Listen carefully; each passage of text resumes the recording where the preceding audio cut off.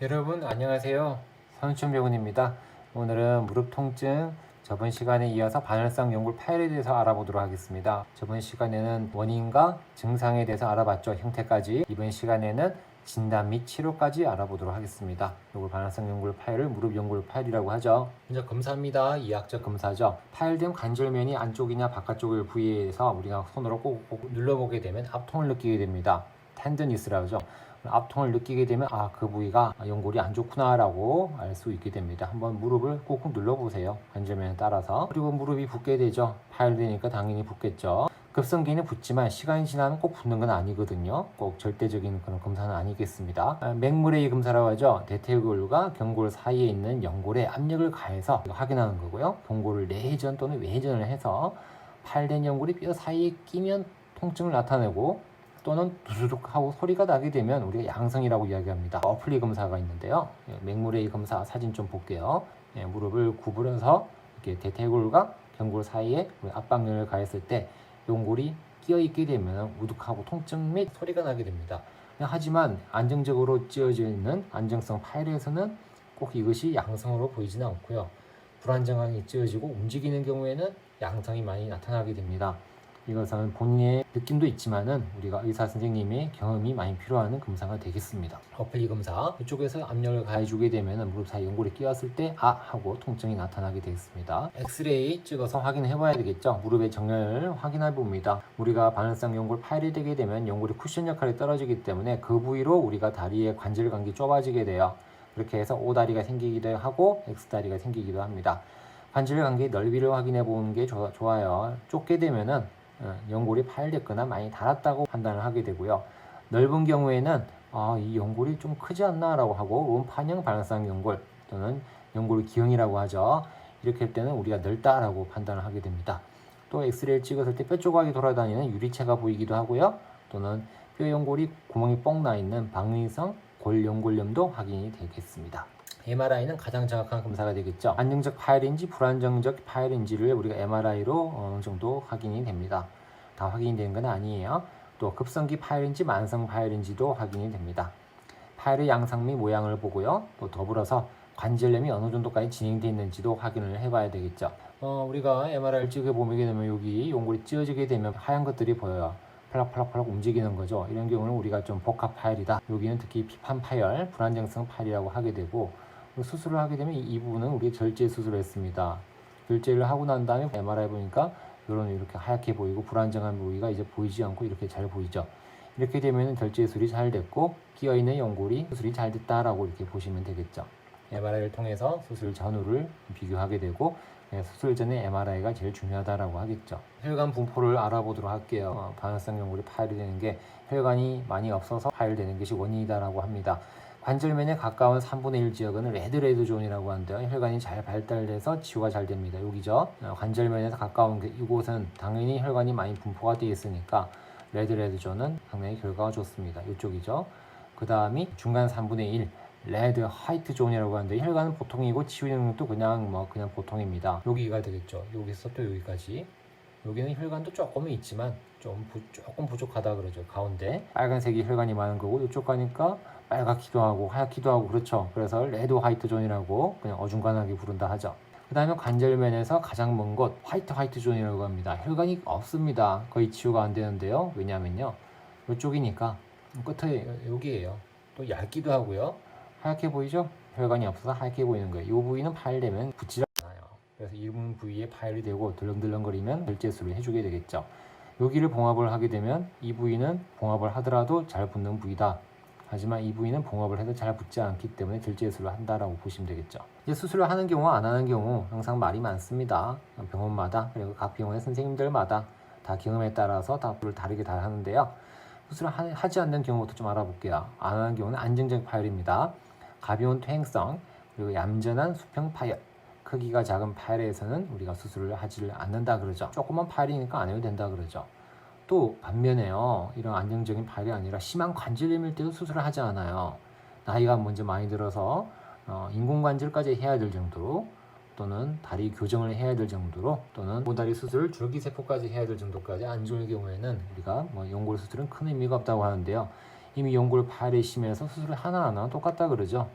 전체적으로 심한 퇴행성 관절염, 관절 간격이 벌써 많이 좁아져서 달라붙었을 때 이때는 반응성 연골 수술하는 건 이제 의미가 없다. 이미 늦었다 그러죠. 수술 안 하는 경우는 비수술적 치료를 하게 되면 좀 휴식하고요.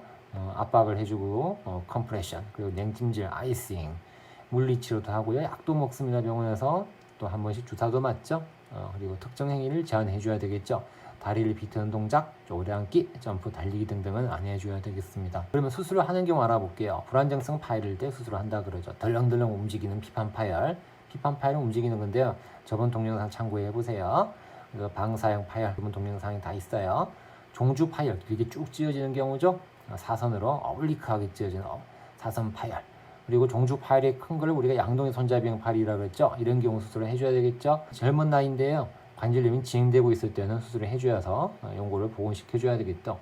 또 십자인대 파열과 같이 동반된 경우, 이런 경우는 수술을 해줘야 되겠습니다. 수술 왜 할까요? 라고 환자들이 물어봐요. 왜 할까요?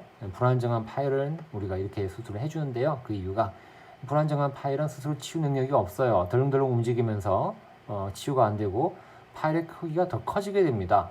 덜렁덜렁 움직이니까 쭉 더 찢어지고, 그러면서 관절염 등의 2차적인 문제가 나타나기 때문에 이런 경우는 수술을 해준다라고 이야기하죠. 또 십자인대 파열과 동반된 손상, 내측 같은 경우에는 종주 파열이 많이 생기는데요. 그럴 때 복합 파열로 진행되기 때문에 이런 경우는 수술해서 되도록이면 봉합을 해줘야 되겠습니다. 또 외측에 있는 뒤쪽의 연골에, 우리가 외측 반환성 연골에 후각부 방사형 파열이 많이 생기는데요.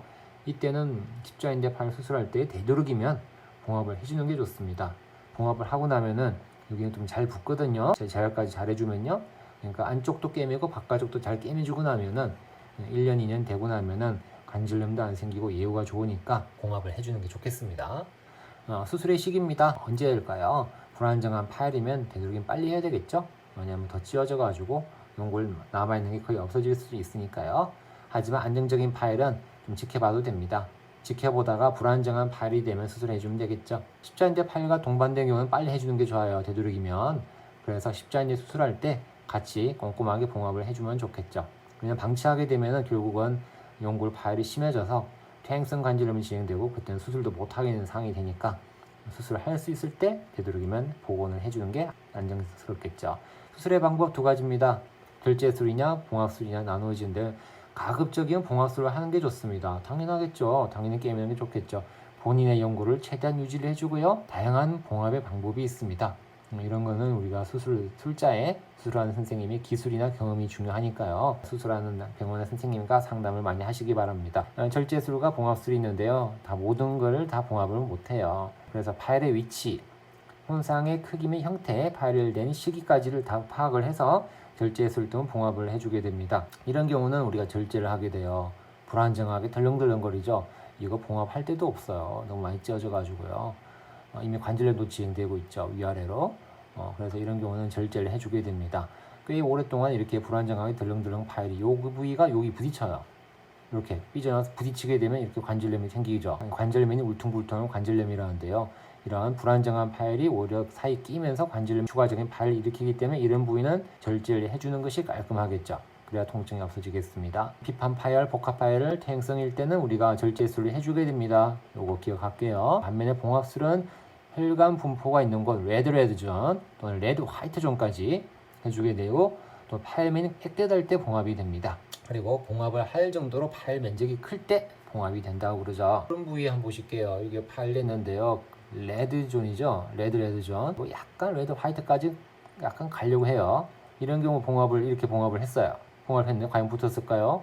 보니까 1년이 지났는데요. 잘 붙었죠. 레드 존, 레드 화이트 존까지 약간 가는 경우가 이렇게 찌어진 부위를 봉합을 했더니 아주 잘 붙었어요. 이렇게 되면 상당히 예후도 좋고 안 아파합니다. 이분은 안 아파하게 건강하게 운동 잘하고 생활을 잘하고 있죠.